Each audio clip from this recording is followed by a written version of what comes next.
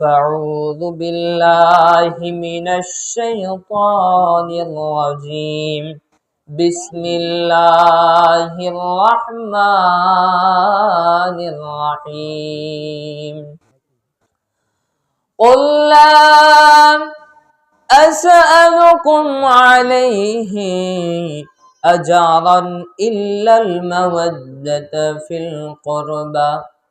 صدق الله العلي العظيم. وقال تعالى: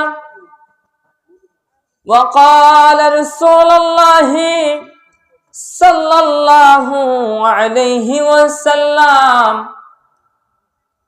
عن جابر بن عبد الله الأنصاري قال: خطبنا رسول الله صلى الله عليه وسلم فسمعته وهو يقول: يا أيها الناس من أبغضنا أهل بيتي حشره الله يوم القيامة يهوديا. فقلت: يا رسول الله صلى الله عليه وسلم وإن صام صلى؟ قال: وإن صام صلى. صدق الله العلي العظيم. إن الله وملائكته يصلون على النبي يا أيها الذين آمنوا صلوا عليه وسلموا تسليما. اللهم صل مولانا وعلى شافیانا. عشق محبوب خدا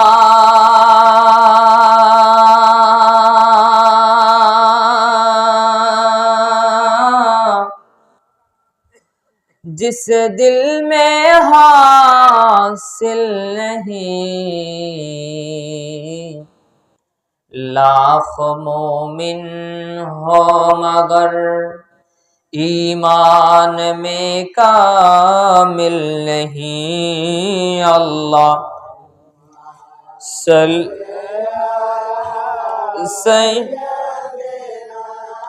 मौलाना मुहम्मद वाला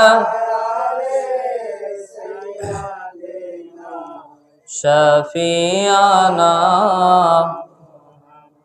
अल्लाह अल्लाह अल्लाह ला इलाहा।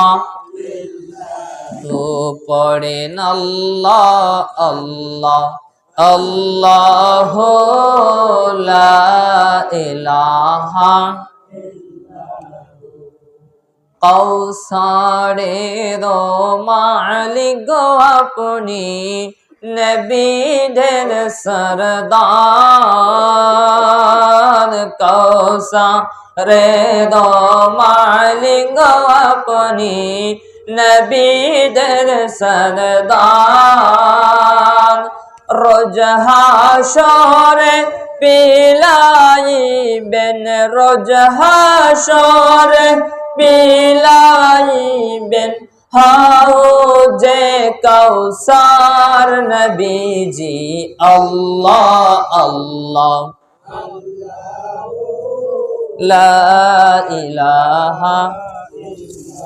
हो पढ़ेन अल्लाह अल्लाह।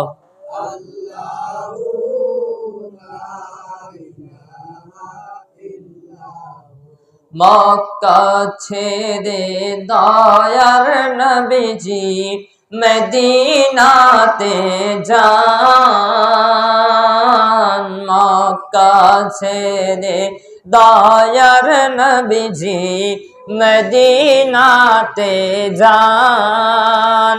মায়ের দেশের জন্য নবীজি, মায়ের দেশের জন্য নবীজি ফিরে ফিরে চান নবীজি আল্লাহ আল্লাহ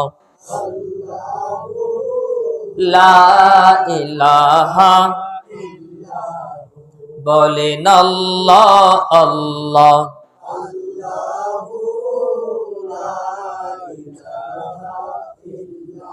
আল্লাহ পাকের প্রিয় হাবিব মুহাম্মদ রাসূল আল্লাহ পাকের প্রিয় হাবিব মুহাম্মদ রাসূল সবার আগে হলেন তিনি সবার আগে হলেন তিনি সৃষ্টি কুলের মূল নবীজি আল্লাহ আল্লাহ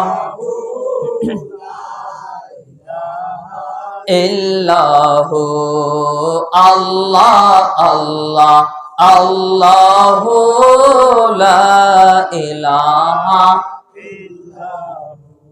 আলহামদুলিল্লাহ শুকরিয়া আদায় করে সেই মহান রাব্বুল আলামিনের দরবারে যে মহান মুনিব যে মহান মালিক অত্যন্ত দয়া করে মায়া করে মেহেরবানি করে আদিমুসান মাহফিলে আসার এবং বসার তৌফিক দান করলেন সেই মহান রব্বে কাবার মালিকের দরবারে শুকরিয়া আদায় করে সকলে একবার বলেন আলহামদুলিল্লাহ আর একবার এক কণ্ঠে এক আওয়াজে উচ্চ স্বরে বলেন আলহামদুলিল্লাহ সম্মানিত মুআজ্জাজ সামিঈন ইকরাম মুহিব্বান আহলে বাইত আশিকে রাসূল আশিকে পাকে পাঞ্জাতন আলাইহিস সালাতু ওয়াস সালাম এবং আজকের মাহফিলের যিনি প্রধান অতিথি ইতিমধ্যেই ওয়াজ করে চলে গেছেন আলহাজ হাফেজ মোহাম্মদ শাহজাহান আলী কাদেরী সাহেব পেশ ইমাম বড় মসজিদ খানকা শরীফ রাজবাড়ী আজকের মাহফিলের যিনি বিশেষ বক্তা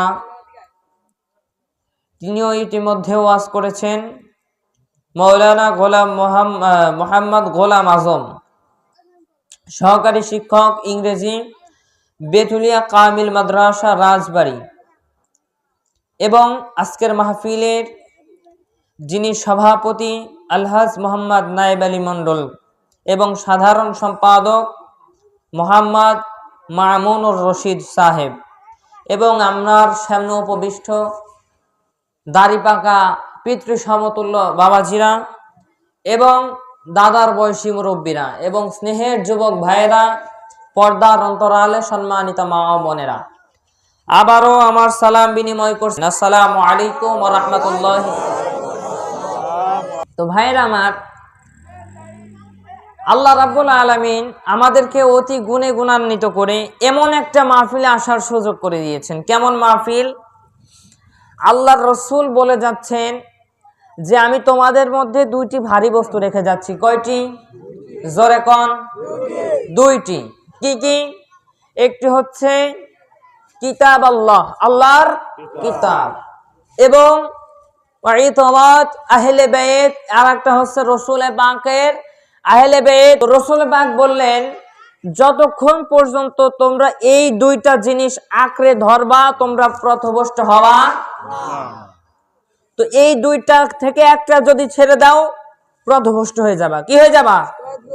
আচ্ছা বলেন, আপনাদের দেশে আমাদের রাজবাড়ী অঞ্চলে এই অঞ্চলে পাট লাগান না? পাট, এই পাট হইলে পাটের দড়ি বানান তো? আপনারা বানান তো? আচ্ছা, পাটের দড়ি পাকাইতে হইলে দড়ি যদি বানাইতে হয় এক পাক লাগে না দুই পাক? একবার পাকায়া আবার টাইনে গিরে দিয়ে তারপরে আবার পাক দিতে হয় নাকি? তারপরে কি হবে? দড়ি হবে। আচ্ছা, আপনি দড়ি পাকানোর পরে যদি ওই যে গিট্টুটা মারলেন ওইটা যদি ছেড়ে দিয়ে এক ধরেন, ছিঁড়ে যাবে কি যাবে না? আর যদি দড়িটা পাকায়া ধরলেন, ছিঁড়ার ভয় আছে। তো তদ্রূপ আহলে বাইত থেকে, এই আহলে বাইত এবং আল্লাহর কোরআন দুটো থেকে একটা ছেড়ে দিলে ছিঁড়ে পড়ে যাওয়ার কি আছে? ভয় আছে। ভয়ের সম্ভাবনা মানে পড়ে যাবেন। আপনার মতো লোক ওই অত ভর রাখার মতো শক্তি রাখে না ওই দড়ি, নাকি? এক আলো অত শক্তি রাখে না যে আপনার মতো আমার মতো লোকের ভর রাখবে, নাকি ভাই? তো পড়ে যাওয়ার সম্ভাবনা 100%-এর মধ্যে 100%-এর মধ্যে 95%-এর চেয়েও বেশি, নাকি? তো 5% কিংবা তার চেয়ে একটু কম ঝুলে থাকা যাবে। তো ভাইরা আমার, তো আহলে বাইত এমন, কোরআন বাদ দিয়ে আহলে বাইত ধরে থাকলে পড়ে যাওয়ার কি আছে, সম্ভাবনা আছে। আবার আহলে বাইত আলাইহিস সালাতু ওয়াস সালাম বাদ দিয়ে যদি কোরআনকে আঁকড়ে ধরেন, শুধু কোরআনুল কারীম আপনাকে ঝুলায় রাখতে পারবে না। তো তেমনি দোনোটাই, এই মাহফিলে দোনোটাই আছে। কি আছে? কোরআনে পাকও আছে এবং আহলে বাইত পাকও আছে। এখানে কোরআনে পাকের কথাও হয়, আহলে বাইত পাকের কথাও হয়। তো নিঃসন্দেহে এই মাহফিল থেকে যে ওই ঝুলে থাকার মতো, মানে ঝুলেই থাকবেন, পড়ে যাওয়ার সম্ভাবনা এই মাহফিলে আশা করা যায়। এই পাকে পাঞ্জাতুনের রসিলা, রব্বে কাবার কোরআনের রসিলা করে আল্লাহ আপনাকে আমাকে মাফ করে দিতে পারে। আর যদি শুধু এক দেখা যান, চান্স খুবই কম। ভাইরা নে আমার, বন্ধুরা নে আমার, গভীর মনোযোগ দিয়ে শুনে যান। আহলে বাইত আলাইহিমুস সালাতু ওয়াস সালামের শান এবং মান, যেহেতু এটা রজব মাস, আজকে রজব মাসের পহেলা জুমা চলে গেল। কি জুমা? পহেলা জুমা চলে গেল। ভাইরা রে আমার, এই রজব মাস অনেক দামি মাস। রজব মাস আসে, এই রজব মাস যখন আসতো, আল্লাহর রাসূল আকরাম সাল্লাল্লাহু আলাইহি ওয়াসাল্লাম একটি দোয়া পড়তেন। কি পড়তেন? দোয়াটা কেমন? আল্লাহর রাসূল দোয়া পড়তেন, আল্লাহুম্মা বারিক লানা ফি রজব ওয়া শাবান ওয়া বাল্লিগনা রমাদান। সুবহানাল্লাহ। কি পড়তেন? আল্লাহুম্মা বারিক লানা ফি রজব ওয়া শাবান ওয়া বাল্লিগনা রমাদান। আল্লাহর রাসূল দোয়া পড়তেন। এবং এই রমজান, এই রজব মাসের আরো গুরুত্ব কেমন?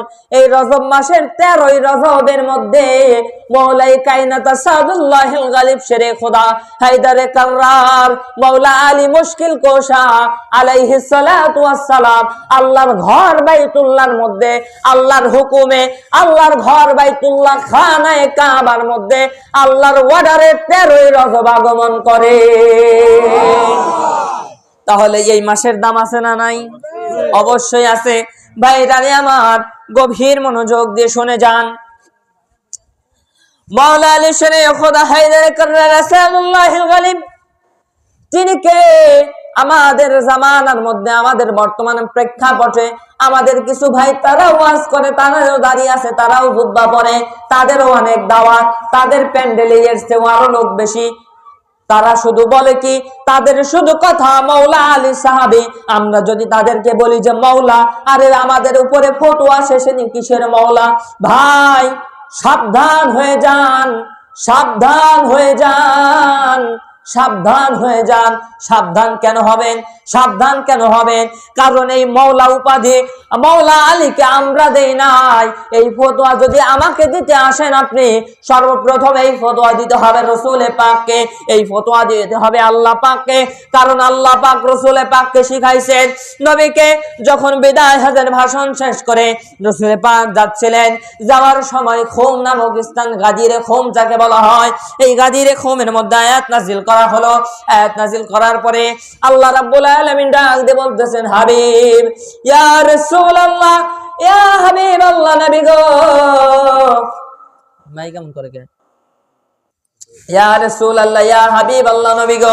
ডাক দিয়ে বলতেছি, ইয়া রাসূলুল্লাহ, ইয়া হাবিব আল্লাহ, নবী গো, আপনি রিসালাত প্রতিষ্ঠা করলেন, আপনি রিসালাতের দাওয়াত দিলেন, নামাজের দাওয়াত দিলেন, রোজার দাওয়াত দিলেন, হজের দাওয়াত দিলেন, কালিমার দাওয়াত দিলেন, মানুষকে মুসলমান বানালেন। কি বানালেন? মুসলমান বানালেন।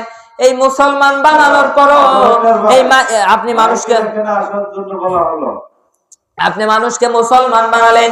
কিন্তু ভাইরা রে আমার, গভীর মনোযোগ, মানুষকে মুসলমান বানানোর পরে আপনি রিসালাতের দাওয়াত দিলেন। ও আল্লাহর নবী, আল্লাহ ডাক দিয়ে বলতেছেন, নবী গো, আপনার রিসালাত এখনো পরিপূর্ণ হয় নাই।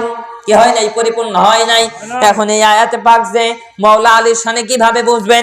ইবনে আব্বাস রাদিয়াল্লাহু তাআলা আনহু তিনি বর্ণনা করে বলতেছেন, এই আয়াতে কারিমা খোদ মাওলাই কায়নাত শানে খোদা সাদুল্লাহিল গালিব, আল্লাহর সিংহ মাওলা আলীর শানে নাজিল হয়েছে। চিল্লায়া চিল্লায়া বলা যাবে কি সুবহানাল্লাহ? ভাইরা রে আমার, গভীর মনোযোগ দিয়ে শুনে যান। এখন আর একটু আসি, সামনে আগাই। তো মাওলা আলী যখন বলা হলো মাওলা আলীর বেলায়াত, রিসালাত, নবুওয়াত, নবী থেকে নবুওয়াত স্থগিত, কি নবুওয়াত কি হয়েছে? স্থগিত হয়েছে। নবুওয়াতের জামানা স্থগিত হয়ে গেছে, কিন্তু বর্তমান জামানাটা কি চলে? বেলায়েত। কি বেলায়েত? এই বেলায়েতের সম্রাট হচ্ছেন শেরে খোদা হায়দারে কাররার আসাদুল্লাহিল গালিব মাওলা আলী আলাইহিস সালাতু ওয়াস সালাম।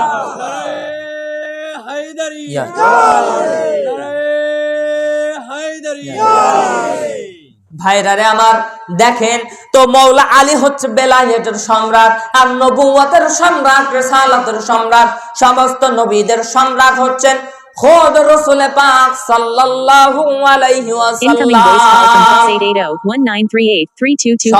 নবীকে আমার নবী, আপনার নবী, আখেরি নবী জনাবে মুহাম্মদুর রাসূলুল্লাহ সাল্লাল্লাহু আলাইহি ওয়াসাল্লাম, আফতাবে মদিনা, মিফতাবে মদিনা, সরকার দু আলম, সমস্ত নবীদের নবী তিনি, ইমামুল মুরসালিন তিনি, এবং বেলায়েতের বাদশা, বেলায়েতের সম্রাট হচ্ছেন মাওলায়ে কায়নাত মাওলা আলী। তার দাম কম না বেশি? তো যদি এটা কি আমরা বলি না আল্লাহ বলে? তো এই মাওলা আলীর বেলায়েতকে প্রতিষ্ঠা করার জন্য, এই মাওলা আলীর বেলায়েতের দাওয়াত দেওয়ার জন্য আল্লাহ আয়াত নাজিল করে রাসূল পাককে বলতেছেন, হে রাসূল, এটা প্রচার করেন নাই, এই একটাই বাকি আছে, এইটা প্রচার করার পরেই রাসূল আপনার দ্বীনকে পরিপূর্ণ করা হবে। যখন গাজী রকমে ভাষণ দিলেন, তারপরে তিনি বলতেছেন, হ্যাঁ, একটা আয়াতে পাক নাজিল করে বলতেছেন, হ্যাঁ, আজকে আপনার দ্বীনকে পরিপূর্ণ করে দেওয়া হলো।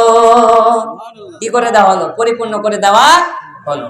ভাইরা রে আমার, বন্ধুরা রে আমার, গভীর মনোযোগ সহকারে আজকে শুনবেন। তো মাওলা আলীর শান মান, তখন মাওলা আলীকে গাদির খুম নামক স্থানে আল্লাহর রাসূল বিদায় হজের ভাষণ দিয়ে গাদির খুমে উঠলেন। কোথায় উঠলেন? গাদির খুম। ওই খুম স্থানে একটা উটের ইয়া দিয়ে একটা গাদি, মানে একটা স্টেজ করা হলো, ওইখানে রাসূল পাক উঠলেন, মাওলা আলীকে নিয়ে উঠলেন। মাওলা আলীকে নিয়ে ওঠার পরে বলতেছেন, আমি কি তোমাদের মাওলা? হ্যাঁ রাসূল পাক সাল্লাল্লাহু আলাইহি ওয়াসাল্লাম, আপনি আমাদের মাওলা। তারপরে বলতেছেন, আমি কি তোমাদের কাছে সঠিকভাবে নামাজের দাওয়াত দিতে পেরেছি? হ্যাঁ রাসূল পাক, জি। আমি কি তোমাদের কাছে দ্বীনের কালেমার দাওয়াত দিয়েছি? হ্যাঁ রাসূল পাক দিয়েছেন। সাক্ষ্য দিচ্ছেন তারা।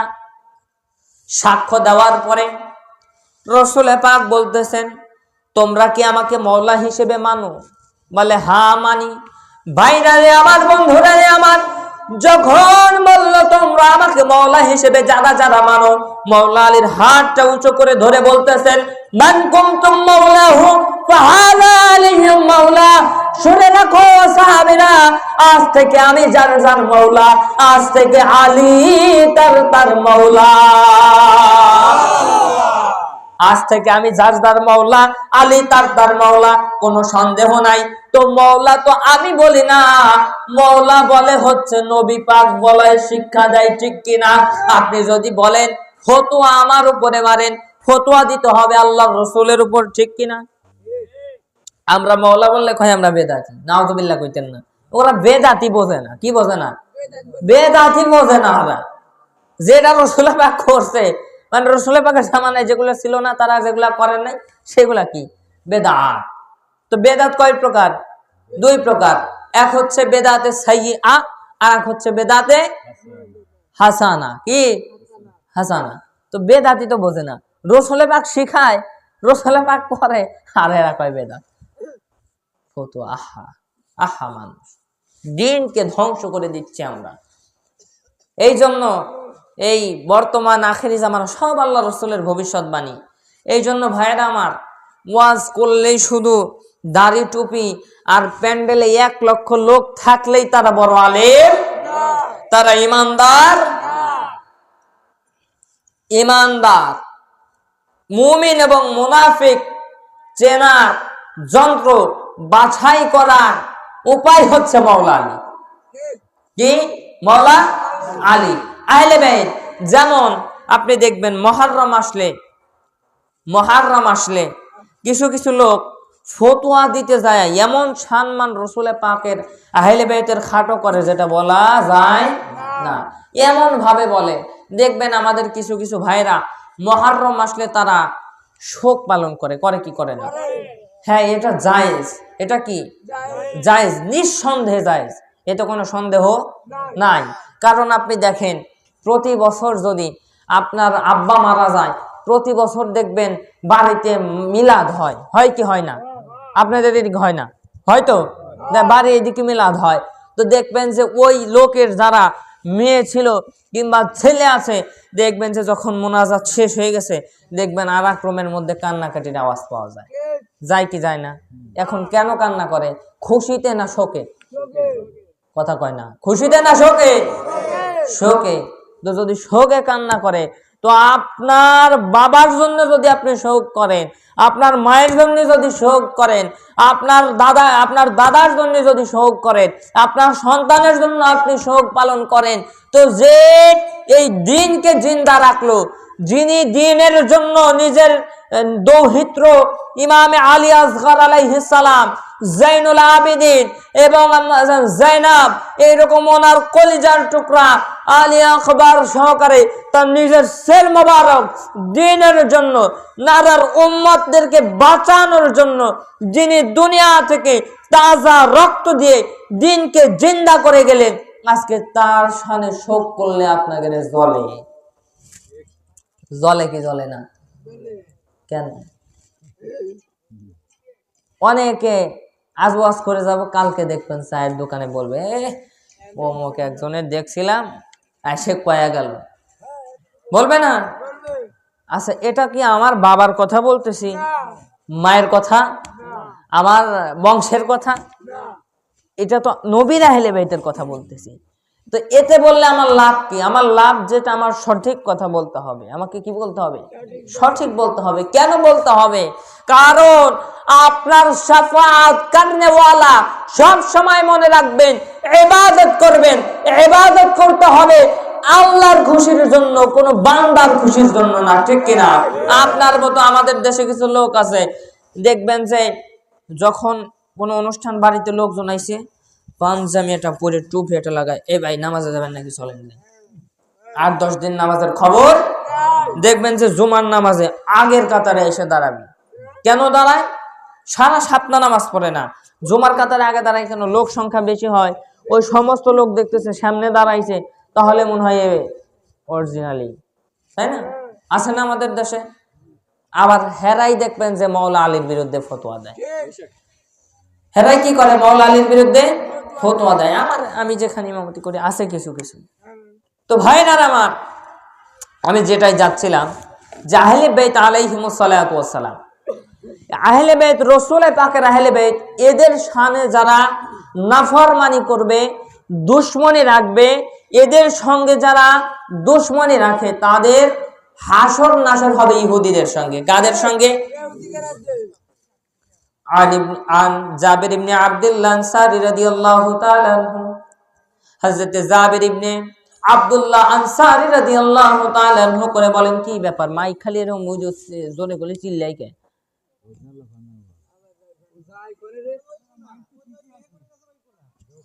না, জোরে বললে ওই সাইড থেকে কেমন চিল্লানোর আওয়াজ পাওয়া যায় না? বাড়ি খায় না?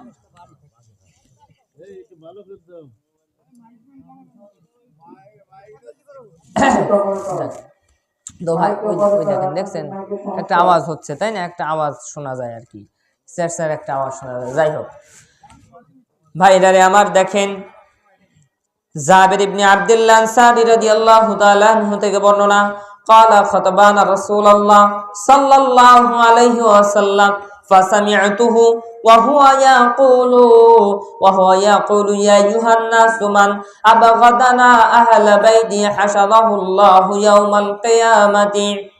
ইয়াহুদিয়া ফাকুলতু, তিনি বলতেছেন যারা আহলে বাইতের সঙ্গে দুশমনী রাখেন, আল্লাহর রাসূল বলতেছেন, জাবের ইবনে আব্দুল্লাহ আনসারী রাদিয়াল্লাহু তাআলা আনহু বলতেছেন, আমি একদিন রাসূল পাক আমাদের সামনে ভাষণ দিচ্ছিলেন, তখন বললেন, হে লোক সকল শুনে রাখো, যারা আমার আহলে বাইতের সঙ্গে দুশমনী রাখে, কার সঙ্গে? আহলে বাইতের সঙ্গে যারা দুশমনী রাখে, আল্লাহ রাব্বুল আলামিন কিয়ামতের দিন, হাশরের দিন তাদেরকে ইহুদিদের জামাতের সঙ্গে উঠাবেন। কাদের জামাত? ইহুদিদের জামাতের সঙ্গে উঠাবেন। তখন আল্লাহর রাসূলকে জিজ্ঞাসা করা হলো, ইয়া রাসূলুল্লাহ, ইয়া হাবিবাল্লাহ, তখন বলতেছেন, ইয়া রাসূলুল্লাহ সাল্লাল্লাহু আলাইহি ওয়াসাল্লাম বলছেন, ইয়া রাসূলুল্লাহ, ইয়া হাবিবাল্লাহ, জিজ্ঞাসা করতেছেন, ওয়া ইন সামা সাল্লা, ওয়া ইন সামা সাল্লা, মানে যদি তারা নামাজও পড়ে রোজাও রাখে। মানে প্রশ্ন করে রাসূল পাক, মানে যদি তারা নামাজও পড়ে রোজাও করে, তাও কি তারা ইহুদিদের জামাতে উঠবেন কিয়ামতের দিন? তখন রাসূল পাক বলতেছেন, ক্বালা ওয়া ইন সামা সাল্লা, হ্যাঁ হ্যাঁ হ্যাঁ হ্যাঁ, যদি তারা নামাজও পড়ে রোজাও রাখে, তাও তারা ইহুদিদের জামাতের সঙ্গে উঠবেন। কাদের জামাতের সঙ্গে? ইহুদিদের জামাতের সঙ্গে। তাদেরকে আল্লাহ কিয়ামতের ময়দানে উঠাবেন। কিসের জন্য? আহলে বাইতের দুশমনী করার জন্য। এই জন্য ভাইরা আমার, আপনি যে রাস্তায় যান, যে পথেই যান, আহলে বাইত বাদ দিয়ে কোন ইবাদত আল্লাহর দরবারে কবুল হয়? এই জন্য দেখেন, আর একটা হাদিসে পাকের মধ্যে আসছে, ভাইরা রে আমার, যারা আহলে বাইতের সঙ্গে দুশমনী রাখে তাদের কোনো ইবাদত আল্লাহ কবুল করে না। কি করে না? এখন বলবেন কিভাবে কবুল করে না? এবং আমি যে হাদিসটা বললাম, হাদিসটার আপনার বোঝানোর তো দরকার আছে, কোথায় পাইলাম, দরকার আছে না নাই? হাদিসটা পাইলাম কোথায়? ভাইরা আমার, গভীর মনোযোগ দিয়ে শুনে যান। যারা আহলে বাইতের সঙ্গে দুশমনী রাখে, আহলে বাইতের সঙ্গে যারা দুশমনী রাখে, তারা নিঃসন্দেহে জাহান্নামী এবং মুনাফিক। কি তারা? মুনাফিক। ভাইরা আমার, দুনিয়ার মধ্যে সবচেয়ে দামি স্থান কাবা শরীফ। কাবার মধ্যে রুকুনে ইয়ামিন, কি জায়গার নাম? কি? রুকুনে ইয়ামিন, রুকুনে ইয়ামানি এবং মাকামে ইব্রাহিমের মধ্যবর্তী স্থান। ওই স্থান দুনিয়ার মধ্যে সবচাইতে দামি স্থান। রুকুনে ইয়ামানি এবং মাকামে ইব্রাহিম এর মধ্যবর্তী স্থানে দুনিয়ার মধ্যে যে লোক কিয়ামতের আগ পর্যন্ত নামাজ পড়বে, কিয়ামতের আগ পর্যন্ত রোজা রাখবে। ভাইরা আমার, একটা এক্সাম্পল দিই। আপনি ধরেন একটা লোক নামাজ পড়ে, নামাজ পড়তে প্রত্যেক দিন নামাজের মধ্যে দুনিয়া থেকে বিদায় নিছে।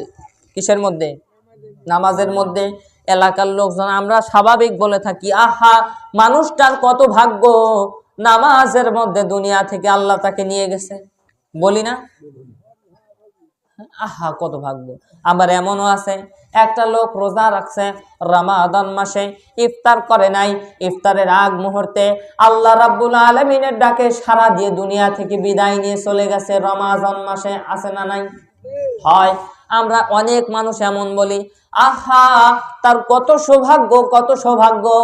আল্লাহর রমাদান মাসে আল্লাহ রাব্বুল আলামিন যাকে যে আইন করে দিয়েছেন, সাওম ও সাওমে রমাদান, এই রমাদানের রোজা রেখে ইফতার করার সুযোগ পায় নাই। আহা কত ভাগ্য।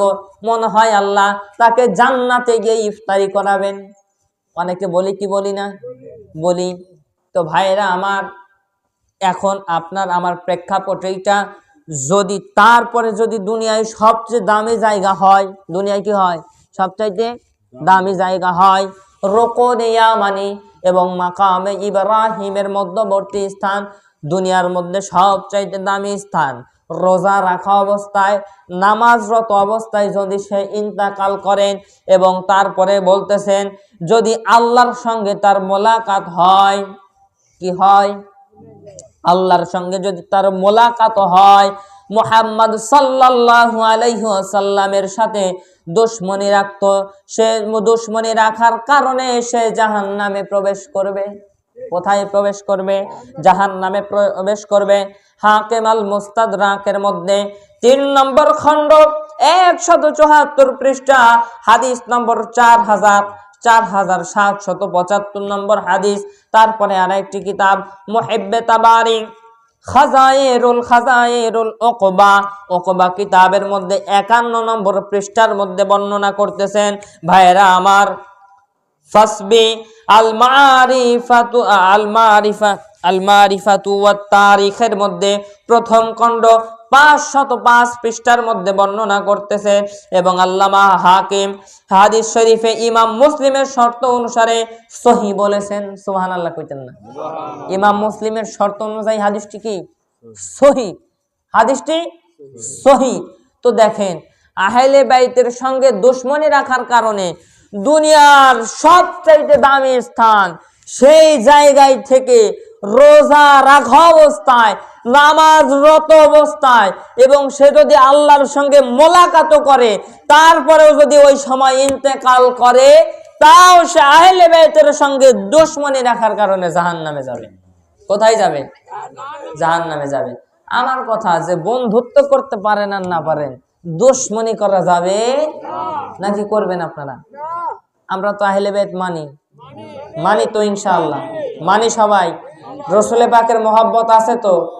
রসুলে পাককে আমরা মানি। রসুলে পাক নূর না মাটি? রসুলে পাক নূর না মাটি? রসুলে পাক কি আমাদের মতো?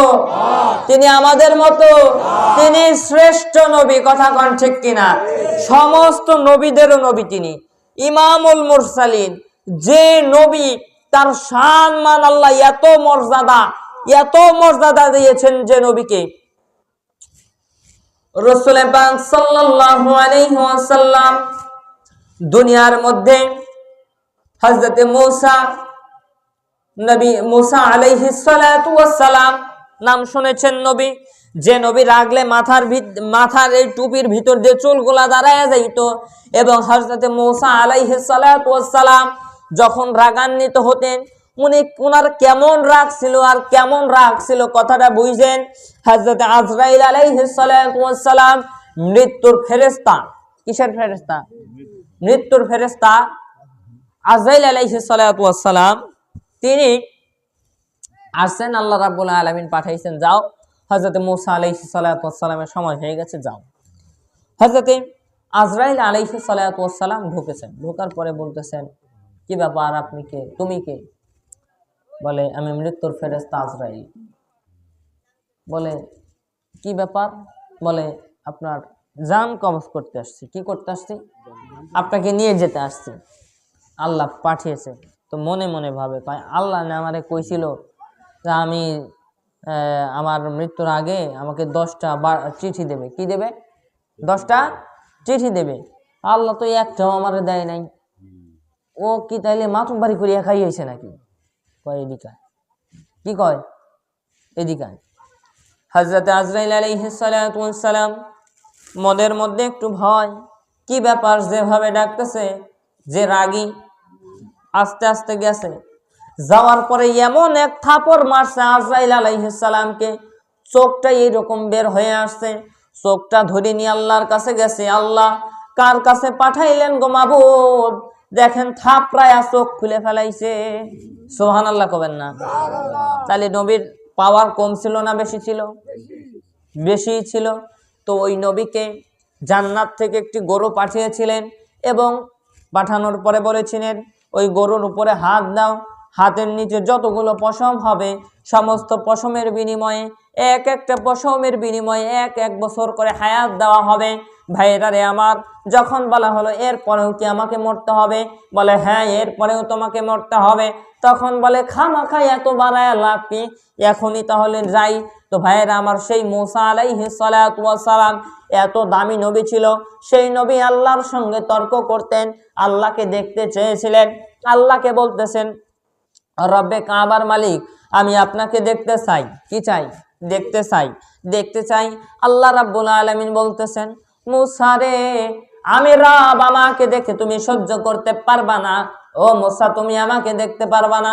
বলে, না আল্লাহ, আমি আপনাকে দেখতে চাই, আমি আপনাকে দেখব। বলে, মুসা পারবা না, বুঝে শুনে কথা বলো। বলে, হ্যাঁ আল্লাহ পারবো। বলে, আচ্ছা ঠিক আছে, যেহেতু মানতেছই না, তাহলে চলে আসো তোর পাহাড়ে। কোথায়? তোর পাহাড়ে। মুসা নবীকে অর্ডার করলেন, আল্লাহ তোর পাহাড়ে যাবা, জুতা খুলে, কি খুলে?